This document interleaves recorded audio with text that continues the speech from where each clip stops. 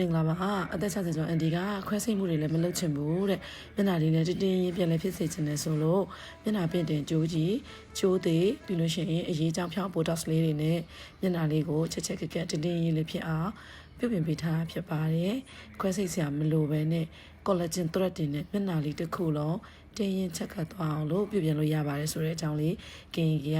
င်မရနေပြီဆိုတဲ့အကြောင်းသတင်းကောင်းလေးပြောချင်လို့ပါရှင် collagen thread တွေက side effect ကင်းပြီးတော့အနေကင်းလှပချက်ချင်းနှုတ်ပြစေပါတယ်အသက်60ကျော်ကနေပြီးတော့50ကျော်ထိပြောင်းလဲလှပပြီးတော့ချက်ကက်ကက်တင်းတင်းရင်ကိုချက်ချင်းဖြစ်ပေါ်စေပါရဲ့ရှင်ဒါကြောင့်မလို့ side effect ကင်းနဲ့ခွဲစိတ်စရာလုံးဝမလိုတဲ့ mono collagen တို့ကြိုးကြီးကြိုးသေးတွေကိုထိုးသင့်တယ်လို့အကြံပြုပြရစီရှင်ကင်မှာတကြံ promotion အနေနဲ့လကုန်ထိ collagen thread တွေကို50% discount နဲ့ပေးနေပါတယ်เนาะယုံကြည်စွာလာရောက်အားပေးလို့ကျေးဇူးအများကြီးတင်ပါတယ်ရှင်